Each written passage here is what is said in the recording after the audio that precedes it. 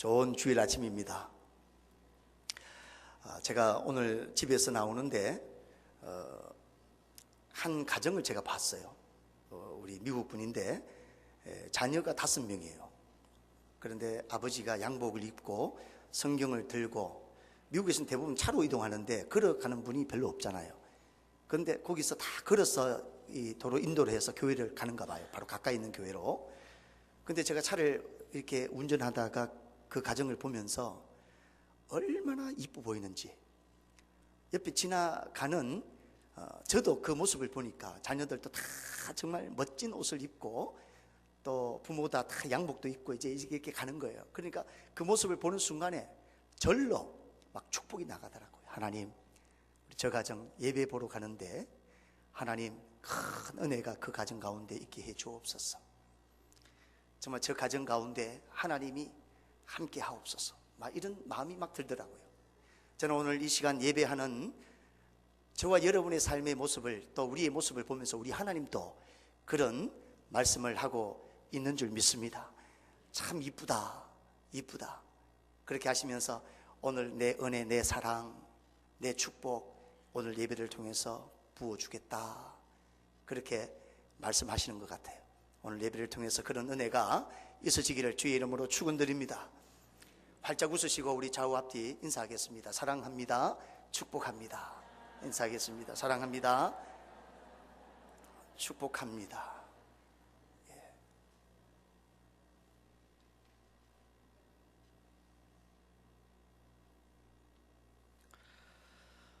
여러분, 우리가 살아가면서 나 자신이 싫어질 때가 있지요. 어느 때 그렇습니까? 갑자기 내가 싫어져요. 아니, 싫어질 정도가 아니고 나 미워요. 보기도 싫어. 여러분, 내 자신이 보기도 싫고 또 밉고 막 그런 마음이 든다면 어떤 때 그런 마음이 들까요?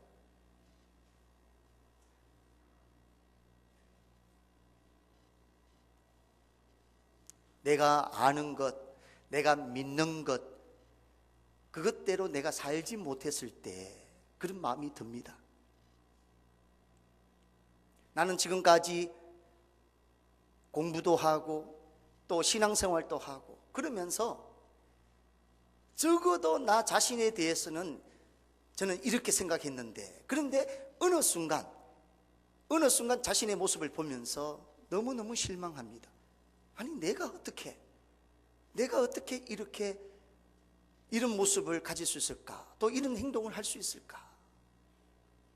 특별히 신앙생활을 오래 하면 오래 할수록, 또 교회에서 직분을 가지면 가질수록 혹 알게 모르게 우리의 삶을 통해서 보여지는 우리의 죄의 모습들, 우리의 연약한 모습들을 발견할 때 그런 마음이 갖게 되어집니다.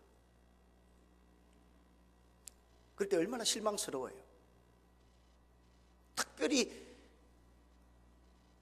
내가 했다라고 상상하지 못하는 그런 행동들을 할 때 더더욱 우리는 그런 마음들을 갖게 되어집니다. 회의도 느껴지고 내가 이 정도밖에 되어지지 않은가, 그런 생각을 하면서 스스로 자책합니다. 마치 다윗이 이런 고백과도 같아요. 시편 51편 12절에 보면 주의 구원의 즐거움을 내게 회복시켜 주시고 자원하는 심령을 주사 나를 붙드소서. 다윗은요, 하나님이 특별히 사랑하는 사람이에요. 특별히 그를 선택해서 이스라엘의 2대 왕으로 세우셨어요. 사도행전 보면 내 마음에 합한 자라, 다윗을 그렇게 칭찬해 주는 그런 사람이었어요. 그런 다윗이 구원을 받지 못했을까요? 하나님과 교제하는 삶을 살지 못했을까요?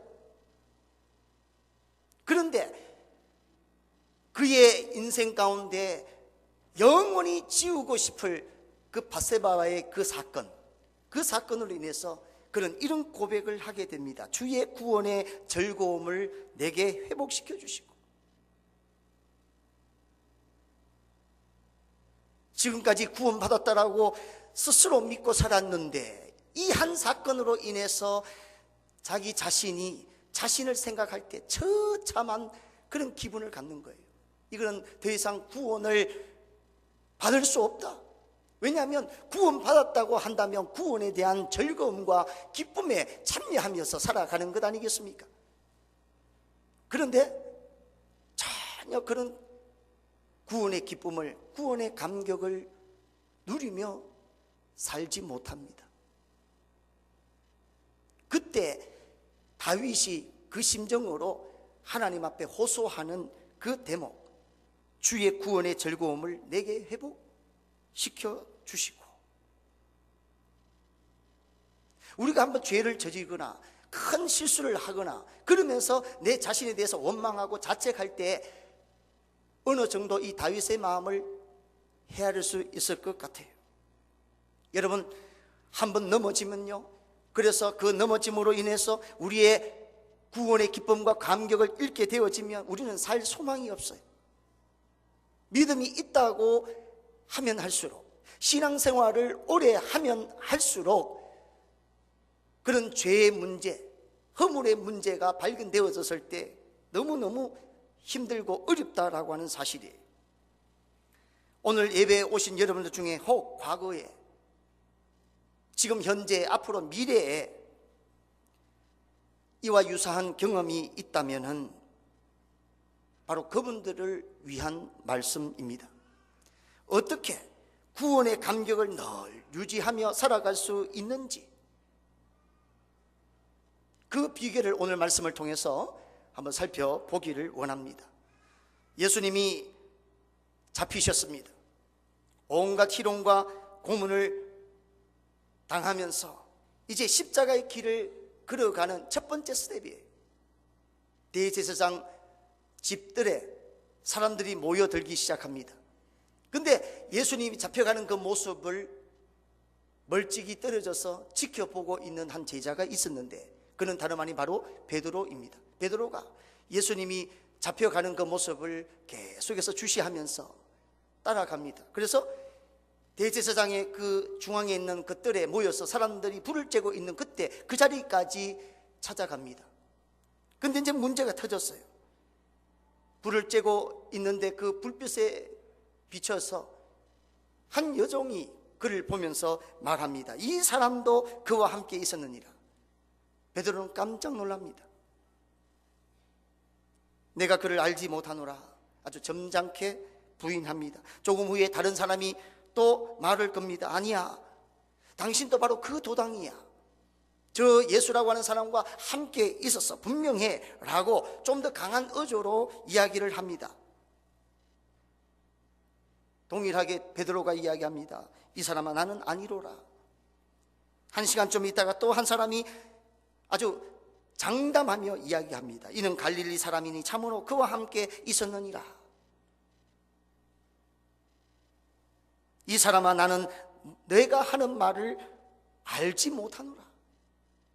누가복음, 우리가 읽었던 본문 누가복음은 이렇게 묘사하고 있는데, 마태복음은요 마지막에는 좀 더 강한 어조로 이야기합니다. 어떻게 표현하면 저주하여 맹세하여 이르되, 저주하여 맹세하여 이르되. 오늘날 말로 표현하면은 내 손에 장을 찢은다. 저 예수라고 하는 사람과 나와 이렇게 엮여진다면, 또 관련이 있게 되어진다면 내 손에 장을 찢은다, 뭐 이런 표현. 아니, 좀 더 약한 것 같아요. 더한 표현 거예요. 더한 표현. 그렇게 이야기하는 순간에 닭 울음소리가 들립니다. 예수님이 매를 맞고 희롱을 당하고 몸에 힘이 없이 있는 그 순간에 닭 울음소리가 들리고, 그때 동시에 예수님이 베드로를 쳐다봅니다. 그때 베드로와 예수님이 눈빛을 서로 마주쳐요. 그러면서 베드로에게 문득 떠오른 생각은 다름 아닌, 오늘 닭 울기 전에 내가 3번 나를 부인하리라. 우리 주님께서 말씀하신 그 말씀이 생각이 납니다. 그 순간에 주체하지 못하고 밖으로 나가서 통곡합니다. 심히 통곡했다. 그렇게 성경은 표현하고 있어요.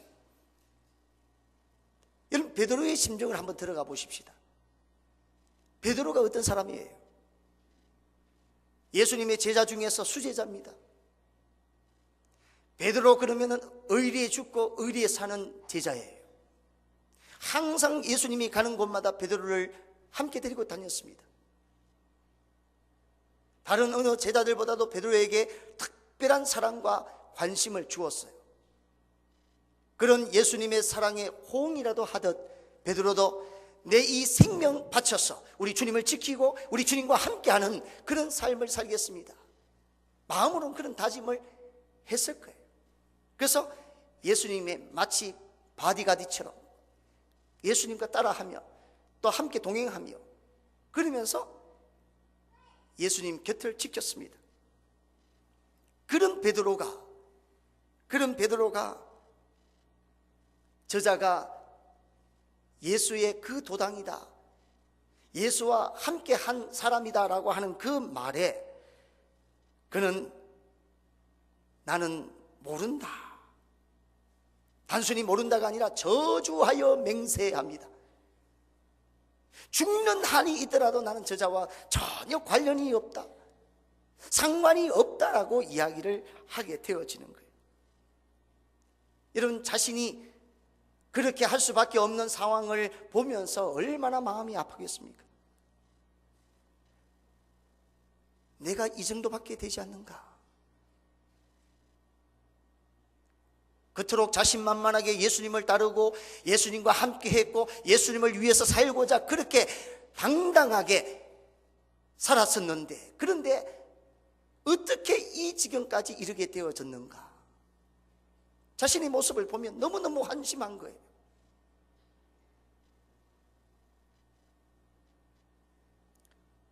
베드로의 마음, 때로는 우리가 죄를 저지르거나 혹 말의 실수를 통해서 하지 말아야 될 말, 하지 말아야 될 행동을 통해서 우리 주님 앞에 미안한 마음, 또 지금까지 신앙인으로 또 교회 직분자로 살았던 그런 모습 자체가 좀 부끄러운 그런 마음들이 다소 이해되어질 수 있다라는 말이에요. 어느 우리 한인들 모임에 제가 갔는데 어떤 목사님이 어떤 분을 소개해줘요. 목사님, 우리 저기 계신 분이죠. 아, 저분 대단한 분입니다. 신학 공부도 하셨고요, 평신도대도 거의 목회자 레벨입니다. 성경도 잘 알고, 하여튼 뭐 교회도 열심히 섬겼고, 교회도 뭐 개척도 여러 뭐 교회도 했다는 이야기도 있습니다. 그러면서 저희에 대해서 아주 대단한 평신도라고 소개를 했어요. 그래서 제가 이렇게 이야기를 하다가 그분하고 이렇게 스치는 과정에서 제가 인사를 드렸어요. 안녕하세요. 제 소개를 해드리고, 우리 대단한 분이라고 제가 소개를 받았습니다 라고 이야기하니까 아이고 무슨 말씀을, 아주 손사래를 치더라고요. 그래서 제가 궁금해서 지금 교회는 어디 다니십니까? 물어보니까 지금 교회 안 다닌답니다. 아, 예? 교회를 안 다닌다고요? 지금 안 다닌 지 한 6년, 7년쯤 됐답니다. 아니, 조금 전에 그분을 소개한 목사님이 그분은 목회자 레벨의 평신도라고 소개를 했고, 성경에 대해서 모르는 게 없다라고 소개를 했고, 신학 공부까지 했다라고 소개를 했는데, 근데 그분에게 찾아가서 교회 어디 다니냐고 물어보니까 교회를 안 다닌대. 벌써 6년, 7년이 지났다. 너무너무 혼란스러웠어요. 이분을 내가 어떻게 이해를 해야 될지. 근데 그분이 하시는 말씀이 너무너무 저를 참 마음 아프고 때로는 참 재밌게도 그렇게 만들었어요. 제가 왜 이렇게 됐는지 자기도 모른답니다. 내가 왜 이렇게 됐는지 나도 잘 모릅니다. 근데 어떻게 하다 보니까 지금 6년째, 7년째 교회를 안 다니고 있습니다. 그래서 그분의 눈빛을 제가 보니까요, 뭐 당당하게 자랑스럽게 그렇게 이야기하는 것이 아니라 굉장히 부끄럽고 뭔가 예수님 앞에서 뭔가 죄송스럽고 막 죄의식 비슷한 그런 어떤 느낌들이 그분한테서 묻어 있었습니다. 여러분, 자신을 돌아볼 때 마음에 안 들죠? 어떤 계기가 있든지 상관하지 않고 자신의 모습을 볼 때 보니까 뭔가 이해가 안 되는 부분이 있어요. 왜 내가 이렇게 살아가고 있는지, 내가 왜 이렇게 지금까지 사람들에게 알려지고 사람들에게 보여진 나의 모습인 그게 아닌데 어떻게 해서 내가 이 지경까지 왔는지, 자기 자신이 자신을 생각할 때 그렇게 생각이 들기도 할 것입니다. 베드로도요 그런 마음이었습니다. 지금까지 잘했는데, 물론 성정이 급하고 또 생각보다는 행동이 앞서고 그러면서 여러 부족한 연약한 모습들이 있었지만 그래도 큰 문제 없이 주님 옆에서 주님과 함께 지금까지의 삶을 잘 살았습니다. 믿음 생활 잘 했어요. 근데 이 마지막 순간에 예수님을 부인하는 거예요. 여러분, 그 여종이 그리고 그 사람들이 당신은 저 예수와 함께 한 사람이다라고 이야기했을 때 만약에 베드로가 이렇게 이야기했다면 어떻게 되었을까요? 그래,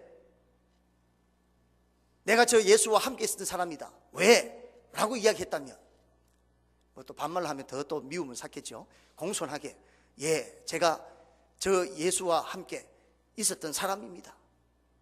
왜? 무슨 큰 문제가 있습니까? 저를 잡아가시려고요? 비록 나를 잡아간다 할지라도 저 예수님은 메시아십니다. 하나님의 아들이십니다. 그가 고백한 내용처럼 주는 그리스도시요 하나님의 아들이다, 막 이런 고백을 통해서, 그죠?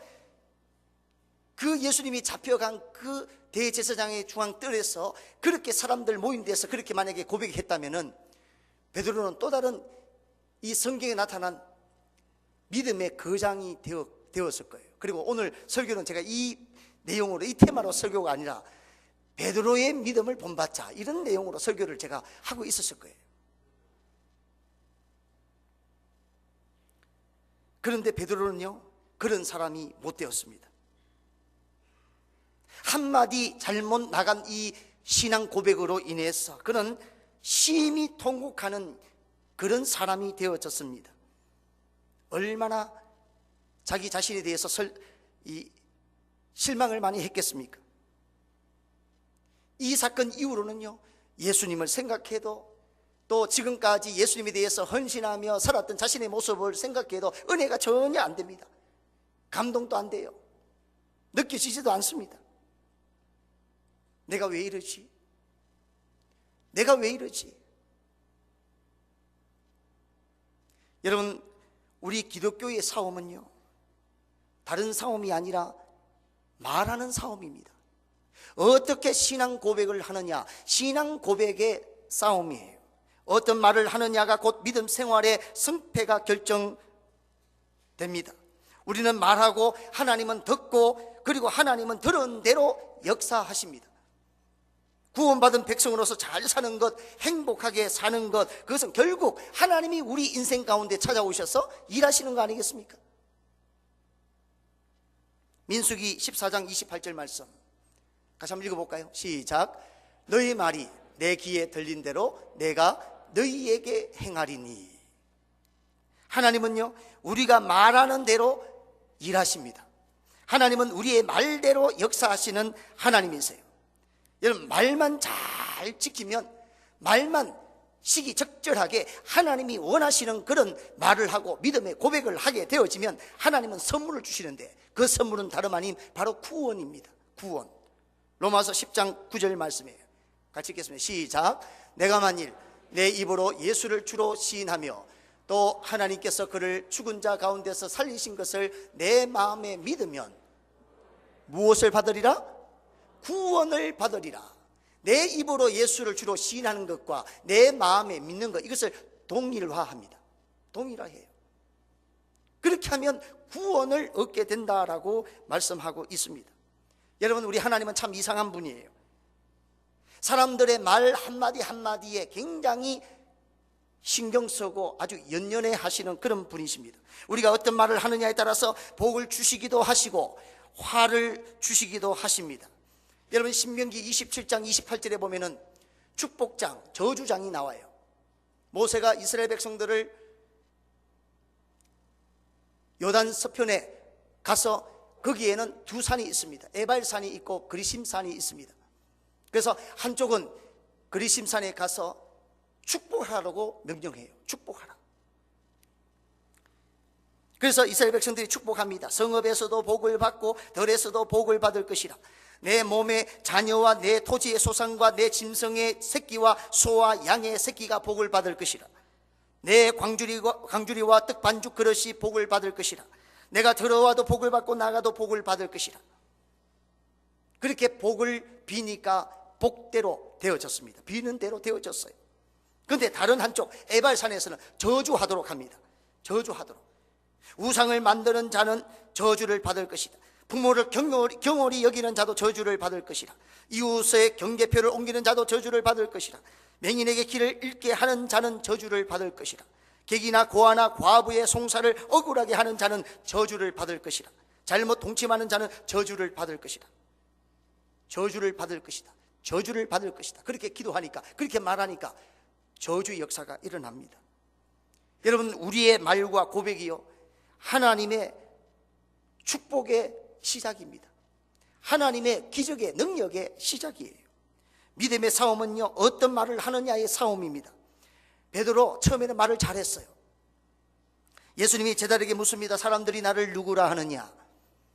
세례 요한이요, 들으는 엘리야요, 또 어떤 이는 예레미야 선지자 중에 하나입니다 라고 이야기합니다. 그러면서 제자들에게 묻습니다. 너희들은 그러면 나를 누구라고 하느냐? 라고 물으니까 시몬 베드로가 나서서 이야기합니다. 주는 그리스도시요 살아계신 하나님의 아들이시니다. 이 말에 예수님은 너무너무 좋아서 바요나 시몬아, 내가 복이 있도다. 이를 내게 알게 한 이는 혈육이 아니요 하늘에 계신 내 아버지시니라. 그러면서 하시는 말씀이 너는 베드로라. 이 반석이 신앙 고백을 의미합니다. 이 반석 위에, 이 신앙 고백 위에, 내가 하는 지금 이 말 위에 내 교회를 세우리라. 여러분, 말 한마디 잘해서 팔자 고친 대표적인 사람이 바로 베드로예요. 아무리 실수하고 아무리 부족한 면이 있어도 고백해야 될 때에 정확한 믿음의 고백을 하면 바로 하나님이 그 사람을 복을 내려 주십니다. 여러분, 베드로가요, 예수님을 모른다고 부인하고 난 뒤에 예수님과 눈이 마주칠 때 예수님 무슨 말씀을 하셨을까요? 또 베드로는 그 예수님이 눈빛을 보면서 어떤 반응을 하셨을까요? 물론 말이 없는 무언의 대화입니다. 예수님이 말씀합니다. 베드로야, 그래, 말을 그렇게 쉽게 하는 게 아니야. 너는 말을 쉽게 해서 복도 얻었지만은 말을 쉽게 해서 화도 임한단다.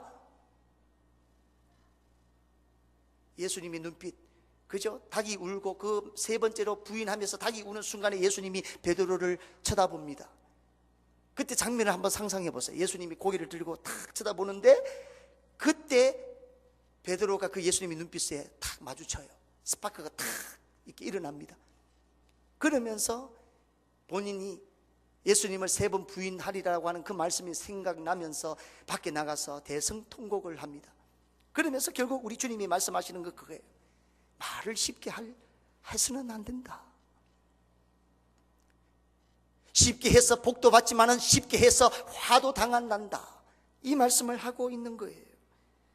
여러분, 베드로가 이런 사건을 통해서 그런 말할 수 없는 그런 참담한 경험을 하게 됩니다. 그래서 예수님이 죽고 난 이후에 그는 본인이 과거에 했던 일로 돌아가잖아요. 나는 고기 잡으러 가노라. 그래서 열심히 과거에 했던 고기 잡이를 열심히 합니다. 여러분, 베드로가 물고기 잡이로 다시 돌아갔을 때 그때 모습을 한번 생각해 보세요. 막 신나게 했겠습니까? 야, 정말 3년 동안 이상한 사람 따라다니다가 참 많이 힘들었는데 옛날 일이 돌아오니까 참 개운해, 뭐 이런 생각을 하면서 물고기 잡이를 했겠어요? 천근만근 어깨를 짓누르는 그런 스트레스와 그런 부담감으로 물고기 잡이를 했을 거예요. 고기를 잡았을 거예요. 어깨가 처지고요, 고개가 이게 쭉 고개가 숙여지고 누가 보면 무슨 뭐 아주 큰일을 당한 사람처럼, 아주 폐인이 된 것처럼 그렇게 보여질 정도로 자신감도 없고 시대에 빠지고 좌절과 절망 가운데 그러면서 물고기를 잡고 있는 그런 베드로의 모습이에요. 그런데 그런 베드로를 우리 주님께서는 그냥 두시지 않으시고 부활하시고 난 이후에 그 베드로를 찾아가십니다. 그리고 물고기를 많이 잡도록 그렇게 인도하시고, 그리고 해변가에 그 사랑하는 제자를 위해서 맛있는 조반을 준비합니다. 고기도 굽고. 여러분, 우리 주님이 베드로를 위해서 아침을 준비해요. 그리고 식사를 하고 난 다음에 베드로에게 말합니다. 요한의 아들 시몬아, 내가 나를 사랑하느냐? 요한의 아들 시몬아, 내가 나를 사랑하느냐? 요한의 아들 시몬아, 내가 나를 사랑하느냐? 3번 물었어요. 똑같이 주님, 내가 주님을 사랑하시는 줄 우리 주님 아시지 않습니까? 예, 제가 주님 사랑합니다. 내가 주님 사랑합니다. 사랑합니다. 3번 물으실 때 3번 똑같이 그렇게 말씀을 합니다. 여러분, 무슨 말입니까? 우리 주님은요, 베드로에게 어떻게 말해야 되는지, 어떻게 믿음의 고백을 해야 되는지 가르치고 있는 거예요. 3번씩이나 동일한 표현으로 묻는 그 예수님의 모습을 보면 베드로의 입장에서 보면 굉장히 당황스러울 수 있을 것입니다. 그런데 계속해서 그 질문을 통해서 가르치는 거예요. 말이 얼마나 중요한지, 어떤 고백을 해야 되는지.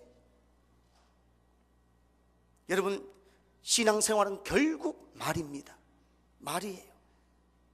그런데 신앙생활은 결국 말인데, 말이라고 다 말이냐? 아닙니다. 말에는요, 죽음으로 인도하는 말이 있고 생명으로 인도하는 말이 있습니다.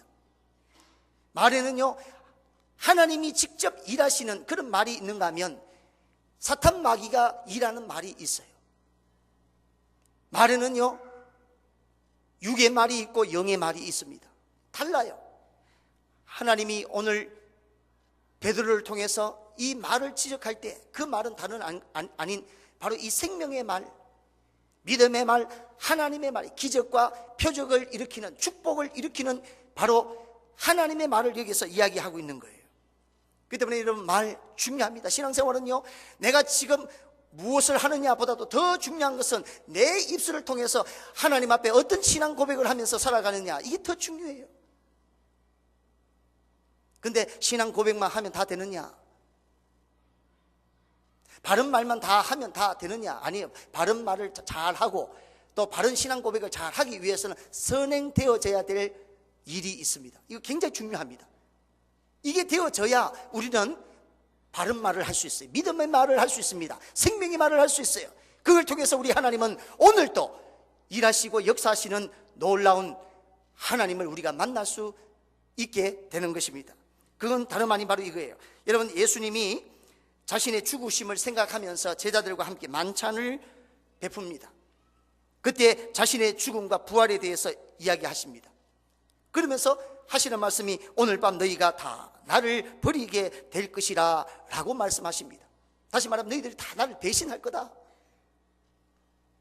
내가 죽고 살아나는 과정 속에서 너희들은 다 한 사람도 내 곁에 있지 않고 다 떠날 것이다, 다 배신할 것이다 라고 이야기하니까 또 베드로가 났어요. 참, 베드로는 보면 대단한 사람이에요. 또 나서서 하는 말이 뭐라냐면, 주님, 모두 주를 버릴지라도 나는 결코 버리지 아니하겠나이다. 무슨 말이에요? 옆에 있는 제자들 다 버려도 저는 아닙니다. 예수님을 지금까지 따르고 섬기고 믿었던 수많은 사람들, 저 여인들 많이 있지만 저 사람들은 버릴지언정 저는 아닙니다. 주님이 말씀하신 그 말씀 한마디 한마디를 자기에게 적용하지 아니하고 다른 사람에게 적용하는 거예요.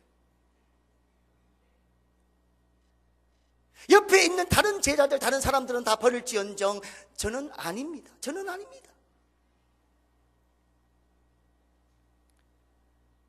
여러분, 우리 신앙생활에 있어서 참으로 중요한 부분을 여기서 지적하고 있습니다.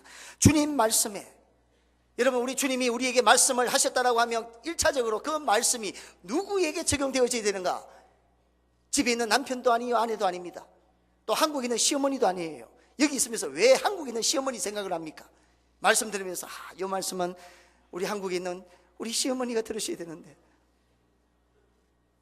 이 말씀은 우리 유수그룹에 있는 우리 자녀가 들어야 되는데, 아니에요. 오늘 선포되어지는 이 말씀은요, 주변의 사람 볼 것 없습니다. 바로 나에게 하나님이 주시는 말씀이에요. 말씀이 선포되어지는 순간에 먼저 나에게 이 말씀을 적용을 해야 됩니다. 이 말씀을 적용해야 돼요. 여러분, 언제 우리가 구원의 감격을 잃습니까? 언제 우리가 이 구원의 감동을 우리가 잃습니까? 예수 믿고 구원을 받았음에도 불구하고 매 시간마다 주의 전에 나와서 예배드리고 하나님 앞에 영광 돌려드리는 그런 귀한 사역을 감당하고 있음에도 불구하고, 근데 어느 순간에 우리는 구원의 감격을 잃어버려요. 말씀을 들어도 감동이 없습니다. 왜 그런고 하니 다른 것이 아니라 바로 하나님의 말씀이 선포되어졌을 때 그 말씀이 나에게 주어진 말씀이라고 하는 것으로 내가 받지 않기 때문에, 그런 삶이 결국은 내 입술에서 나오는 잘못된 말로, 잘못된 신앙 고백으로 인해서 결국은 우리의 삶의 회의를 느끼게 하고, 신앙의 회의를 느끼게 하고, 결국은 교회를 떠나고 하나님부터 멀어지게 만드는 그런 일들이 있게 한다라고 하는 사실이에요.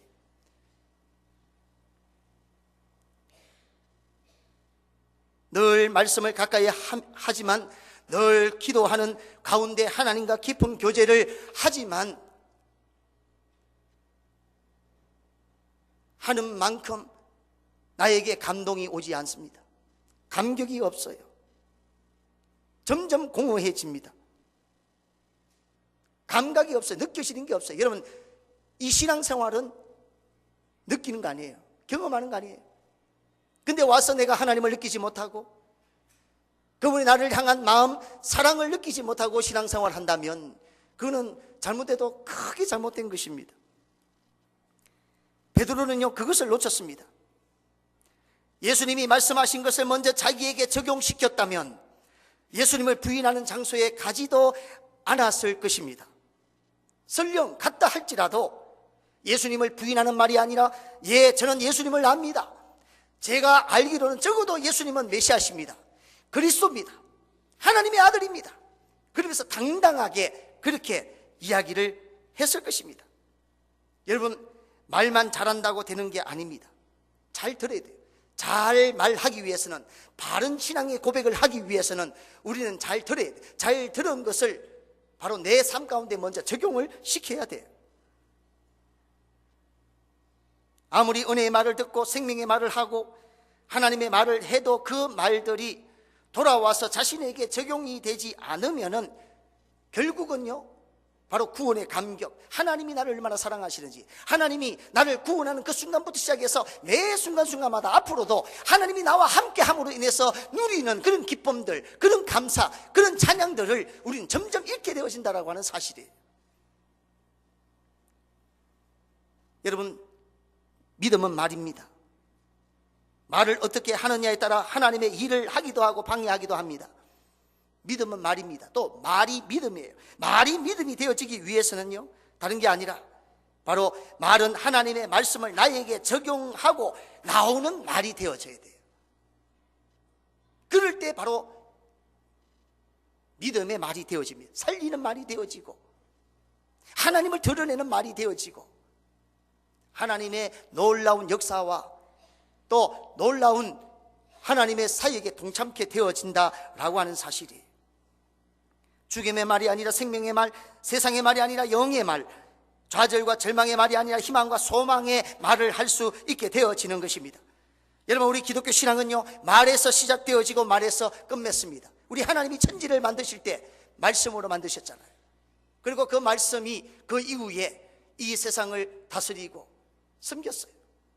그 말씀이 육신이 되어서 우리 주님이 이 땅에 오셨어요. 그리고 오늘날 또 말씀이 바로 우리 가운데 살아 역사하도록 늘 말씀이 우리 가운데 선포되어집니다. 말씀을 읽으면서, 말씀을 들으면서, 말씀을 묵상하면서 하나님이 우리에게 말씀을 주세요. 그런데 그 말씀이 먼저 나에게 적용이 되어지지 않는다면 그 말씀은 아무 소용이 없는 거예요. 결국은 그런 삶들이 적용되어지지 않은, 나에게 적용되어지지 않은 그런 삶을 통해서 결국은 잘못된 말을 통하고 다른 사람을 실족하게 만들고, 결국은 하나님의 영광을 가리는 거예요. 하나님의 사역을 돕는 것이 아니라 방해하는 그런 지경에 이르게 되어진다라고 하는 사실이에요. 여러분, 영적 파워는요, 말씀이 내게 들어와서 적용하고, 그래서 내 입에서 나가는 것, 이게 바로 파워예요. 그 말이 바로 생명이 되어지고 구원이 되어지고 하나님의 축복이 되어진다라고 하는 것입니다. 하나님의 말씀이 시간마다 우리에게 주어집니다. 하나님이 나에게, 다른 사람이 아닌 나에게 주신다라고 여러분 받으시기를 주의 이름으로 축원드립니다. 데살로니가전서 2장 13절 말씀 우리 같이 한번 읽겠습니다. 시작. 그러므로 우리가 하나님께 끊임없이 감사함은 너희가 우리에게 들은 바 하나님의 말씀을 받을 때에 사람의 말로 받지 아니하고 하나님의 말씀으로 받음이니 진실로 그러하도다. 이 말씀이 또한 너희 믿는 자 가운데서 역사하느니라. 자, 이 너희 믿는 자 가운데서 뭐 하느니라? 역사하느니라. 데살로니가 성도들은요, 사도들의 말, 사도들의 이 사람의 말로 듣지 않고 하나님의 말씀으로 받았어요. 그 사도가 어떤 모습을 갖든지 어떤 연약한 모습이 있든지 상관하지 않고 하나님의 말씀으로 받았습니다. 하나님의 말씀으로 받으니까 바로 하나님의 역사가 일어나게 되어지는 거예요. 저는 오늘 예배에 참석하신 여러분들에게 감히 제가 한번 물어보겠습니다. 여러분, 오늘 예배에 참석하기 위해서 여러분 어떤 마음으로, 어떤 태도로 여기에 참석하셨나요? 교회 가면서 야, 빨리 교회 가자, 너무 가고 싶어, 막 교회 가고 싶어서 안달 못해서 오신 분 계시죠? 예, 뭐 대부분 그렇다고 저는 믿습니다. 또 차 운전하면서 빨리 가야 되겠다, 빨리 가서 우리 주님의 이 몸된 교회 가서 우리 주님을 좀 느껴봐야 되겠다 생각해서 그렇게 오신 분들 계시죠? 말씀, 어떤 말씀이 선포되어질까? 오늘 찬양을 통하여 또 기도를 통해서 또 하나님이 어떤 은혜를 나에게 주실까? 그거 기대하면서 막 흥분되면서 이렇게 오신 분들 여러분 있으시죠?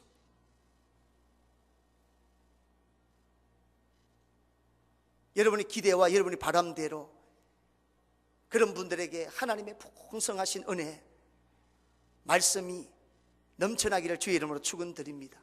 그런데 정반대라고 한다면 여러분, 우리 신앙을 한번 점검해 보기를 원합니다. 전에는요, 예수님 이름만 들어도 눈물이 핑 돌았어요. 십자가 그러면은 주체할 수 없는 눈물이 흘렀어요. 찬양 시간에도 우리 찬양팀이 나와서 찬양하는데도 노래 한 곡 끝날 수조차 없을 정도로 그저 은혜로 가득 찬 그런 삶이 바로 나의 삶이었습니다. 나의 신앙이었어요. 근데 어느 순간에 보니까 들어도 전혀 감흥이 없어요. 감동이 없습니다. 목사님의 말씀을 들어도 인간의 소리로 듣지 하나님의 말씀으로 들려지지가 않습니다. 그러면서 많은 생각이 우리 머릿속 가운데 있는 거예요. 여러분, 저는 부족할 수 있어요. 저는 모자랄 수 있어요. 약할 수 있습니다. 하지만 저는 분명히 믿기로는 부족하고 약하고 뭔가 모자란 부족한 이 자를 통해서 우리 하나님, 당신 자신이 말씀하신다고 저는 믿습니다. 여러분이 말씀으로 받으시면 바로 하나님은 하나님의 말씀으로 여러분에게 주실 줄 믿습니다. 그 말씀을 여러분이 가슴에 새기고 여러분의 가정으로, 여러분의 직장으로, 세상으로 나가서 살면 바로 여러분 개인에게 적용한 그 말씀이 힘이 되어서 내 말을 제어합니다. 그래서 어떤 말을 해야 될지 내 혀를 주관하세요. 죽음의 말이 아니라 생명의 말을 하고, 다른 사람을 깎아내리는 말이 아니라, 저주하는 말이 아니라 다른 사람을 높이고 다른 사람을 살리는 칭찬하는 그런 말을 하게 되어지는, 결국은 그 말을 통해서 우리 하나님은 태초부터 일하셨고 지금도 일하시고 앞으로도 일하시는데, 바로 저와 여러분의 이 말을 통해서 오늘도 계속해서 우리 주님께서는 일하고 계시다고 하는 사실을 여러분 분명히 믿으시기를 바랍니다. 기억하기로는 먼저 하나님이 먼저 나에게 말씀하시는 것, 나에게 적용을 하시고, 그 적용된 우리의 삶이 이제 내 입에서 나가는 말로 우리 하나님이 역사하시는 거예요. 그 말씀을 여러분이 꼭 기억하시면서, 말로 인해서 죄 짓는 자, 말로 인해서 하나님의 영광을 가리는 자, 말로 인해서 하나님과 함께 할 수 없는 그런 자가 되지 않고, 말로 통해서 하나님의 기적과 하나님의 역사를 이루어 나가는 그런 주인공들이 다 되어지시기를 주의 이름으로 축원드립니다. 기도하겠습니다.